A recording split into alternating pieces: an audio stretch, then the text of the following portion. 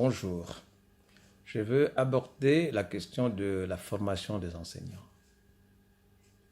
C'est très important. La formation, c'est la base, c'est la clé. Un enseignant qui n'est pas bien formé, il aura du mal de gérer sa classe, il aura du mal d'être efficace dans son domaine. Donc, il est très important de veiller à ce que les enseignants soient bien formés. Pour les professeurs d'anglais, par exemple, déjà, personnellement, j'avoue qu'en 2 ans, on ne peut pas former un professeur de langue étrangère en 2 ans. Non, je ne le crois pas. Non, je ne le crois pas. C'est ma conviction. En 2 ans, voilà, ça suffit pas. Ça suffit pas. Il faut quand même un peu plus que 2 ans. Honnêtement, il y a tellement de choses à apprendre, à maîtriser pour être vraiment efficace sur le terrain. C'est très important. Et une formation de professeur de langue étrangère doit être une formation pluridisciplinaire. Moi, je me souviens dans ma propre formation, quand je pense à toutes les matières que j'avais, Applied Linguistics, the General Linguistics, quand je pense j'avais les compositions, j'avais même la philosophie, j'avais la linguistique française, j'avais la méthodologie, ce qu'on appelle teaching methodology, pardon, donc voilà, les techniques d'enseignement de langue étrangère, en particulier l'anglais. J'avais les statistiques, voilà, plein de matières comme ça, parce que c'est très important, c'est tellement complexe, l'activité est très complexe, donc il faut être bien outillé. Donc sans oublier, j'avais la pédagogie, la psychopédagogie, et voilà, toutes ces notions, parce qu'il s'agit de sciences humaines. On a affaire à des jeunes, à des enfants, tout au moins, ça peut être des adultes, mais voilà, on est préparé pédagogiquement, linguistiquement et dans différents domaines pour y faire face, parce que ça demande beaucoup de choses. Très important, la formation. Si elle n'est pas bonne au départ, si elle n'est pas suffisante, les conséquences, on les voit sur le terrain, forcément. Moi, j'ai appris, par exemple, ça fait plus de 30 ans, j'enseigne depuis au moins 30 ans en France, sans oublier que j'ai enseigné au Congo, hein, République démocratique du Congo, pendant quelques années, au moins une dizaine d'années, si pas plus. Hein. Je pourrais vous raconter mon parcours in extenso, si vous voulez. Mais en tout cas, j'ai appris une chose au moins, c'est que les élèves, nos élèves, ils ne sont pas mauvais. De point de vue comportement, ils ne sont pas mauvais. Ça, il faut savoir comment s'y prendre. Moi, dès le départ, en tout cas en début d'année, j'ai fait en sorte que je fasse de mes classes un environnement social, convivial, où il règne la joie, la bonne humeur. Je dis à mes élèves, je suis là pour vous, tout ça en anglais, hein? Je suis là pour vous, je suis là pour vous aider à fond. Et donc, je demande en contrepartie que eux aussi donnent un peu de leur, quoi, si j'ose dire. Donc, c'est du donnant-donnant. Moi, je me donne et eux, ils s'adonnent aussi pour que ça marche. Donc, ce n'est pas unilatéral, c'est bilatéral, si j'ose dire. Voilà, dans les deux sens. Et donc, une fois qu'ils ont compris que je suis là pour que je me donne à fond, pour que je ne veux que leur bien, donc quand la bienveillance, ils ont compris qu'il s'agit d'une relation fondée sur l'amour, sur quelque chose de cordial, eh bien, ils font l'effort. Ils font l'effort. Et même ceux qui sont turbulents, on le voit face au professeur qui est là pour tout donner, ben, ils se maîtrisent, ils font l'effort. Ils font l'effort. Moi, je ne m'imaginais pas, honnêtement, qu'un de mes élèves prenne, je sais pas, me lance une chaise, c'est pas un livre, je ne vois pas. Non, je ne vois pas. Je n'imagine pas ça dans mes classes. Je suis là, je donne, tel un père.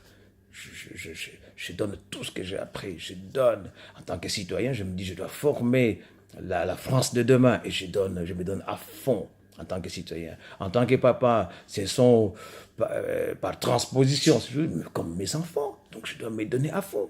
Et sur le plan moral, je dois tout donner aussi. Je dois tout donner. Voilà, à tous les niveaux. Et donc, je donne tout. Pas seulement la langue, mais aussi je dois les aider sur le plan de l'éducation. On ne fait pas que l'instruction, non, il y a l'éducation aussi. Un élève qui se comporte mal, notre rôle, c'est d'éduquer. On n'a pas forcément besoin de crier, non. Pas obligé de crier, non. En quelques mots, on peut maîtriser la situation. C'est la personnalité. L'enseignant doit avoir des qualités morales, okay, des qualités physiques, des qualités humaines, des qualités intellectuelles, bien sûr. Pour les langues étrangères, la moindre des choses, c'est que l'enseignant, le professeur, puisse maîtriser la langue qu'il enseigne. Pour l'anglais, en l'occurrence, il doit savoir parler couramment l'anglais. Couramment. Est-ce que c'est le cas actuellement? Non. Non. Il faut être réaliste, il faut reconnaître. Non, ce n'est pas le cas. On peut faire le tour des écoles. On serait étonné de découvrir que ce n'est pas malheureusement le cas partout. C'est une réalité de terrain. Il ne faut pas s'en cacher. Ce serait rendre un mauvais service aux élèves. Donc moi, je proposerais même qu'on puisse faire, j'aime pas trop les termes états généraux, mais peut-être demander aux enseignants qui ne se sentaient pas à l'aise dans l'enseignement des langues étrangères de se déclarer simplement incompétents. C'est pas humiliant. Allez, ceux qui ne sont pas à l'aise, allez, signalez-vous, voilà. Comme ça, il faut avoir une conscience professionnelle. C'est très important. Mais quand on accepte d'enseigner une langue étrangère dont on sait par ailleurs qu'on ne la maîtrise pas, il y a un problème de conscience professionnelle. Je dirais même par rapport à l'anglais, c'est une mise en danger linguistique des élèves parce que le professeur prononce peut-être mal et les élèves imitent aveuglément. Et ça va rester ancré dans leur mémoire. Et ça fait quoi? C'est difficile d'extirper ça a posteriori. Difficile d'extirper ça. Ils sont par exemple en primaire. Dès la primaire, l'école primaire, s'ils n'ont pas de bonnes bases linguistiques, c'est difficile. Donc attention, n'acceptons pas n'importe quoi. Non. Quand on ne se sent pas capable, on n'accepte pas. On dit non, monsieur l'inspecteur, non, monsieur le directeur, non, monsieur le principal, je ne suis pas capable de... Non, problème de conscience. De conscience, très important. On ne peut pas sacrifier la conscience. Il s'agit des Français, les citoyens de demain. Donc, s'il faut dire non, il faut dire non, je ne peux pas. Non, je vais leur apprendre n'importe quoi. Ils vont parler l'anglais comme une vache espagnole. Eh bien, il vaut mieux ne pas prendre ce risque. C'est la conscience qui doit te le dire. Hein. Voilà. Donc, la formation, c'est très important. Très important. On peut former sur l'état, mais il y a une formation initiale. Il faut qu'elle soit solide, rigoureuse. Voilà, rigoureuse. Nous sommes loin du compte. Nous sommes loin du compte actuellement. Donc, il faut absolument changer ça. Et il est plus que temps de le faire.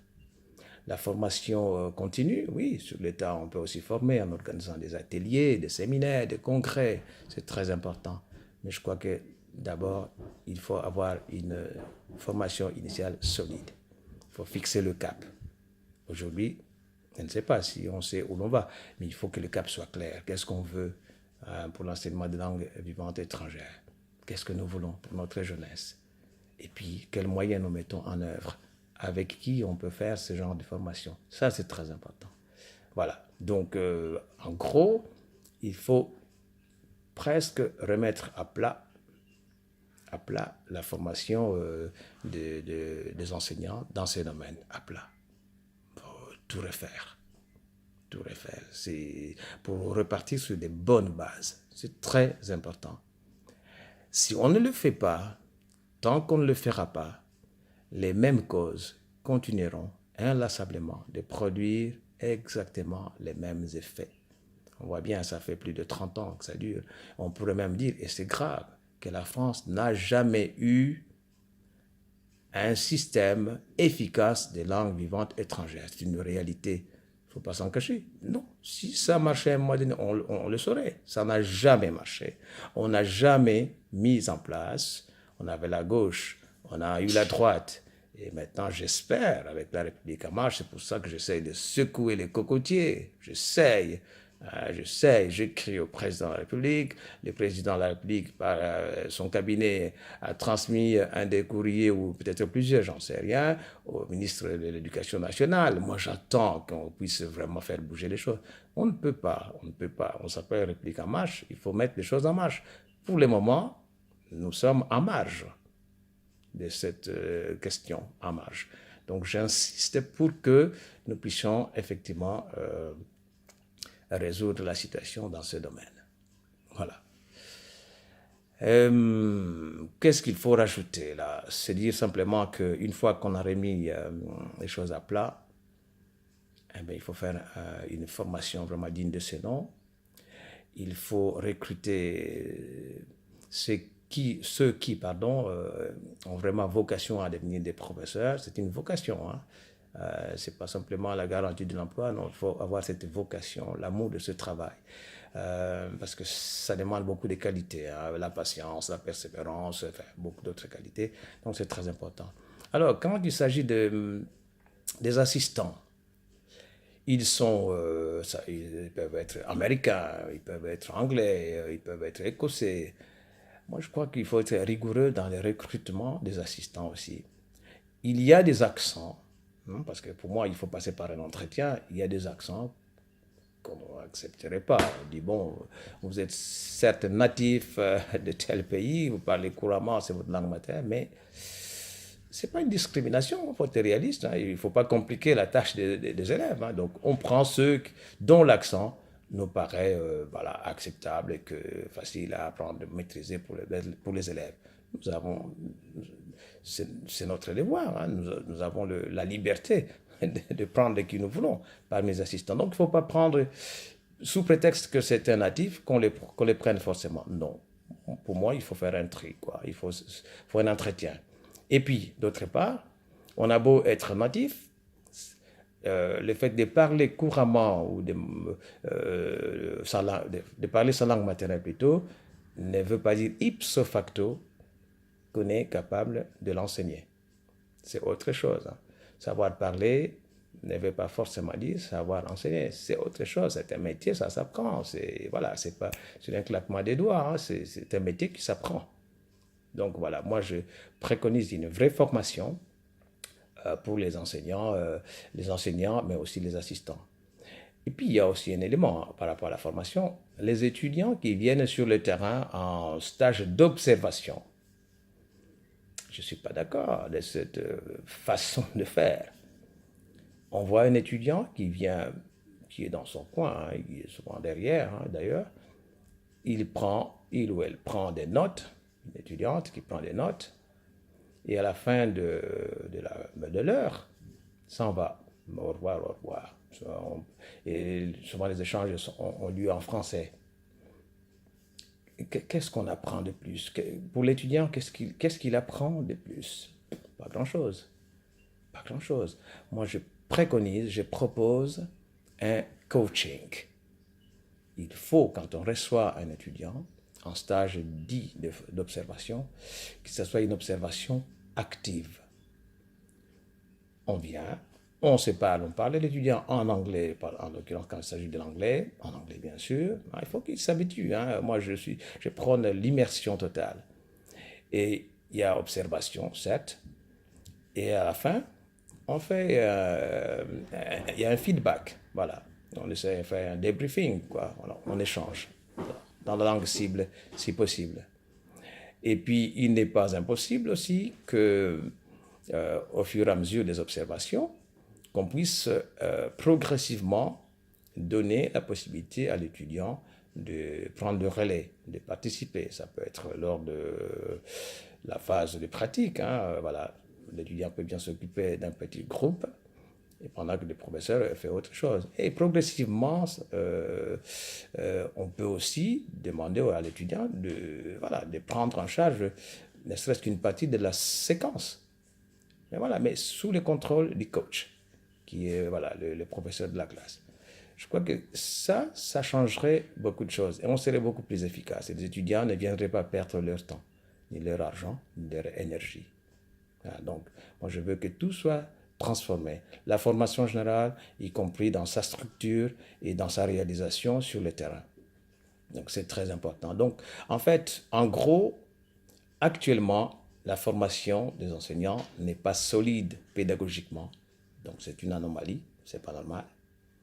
Et donc si la formation de départ n'est pas solide, forcément, les résultats ne peuvent pas être bons.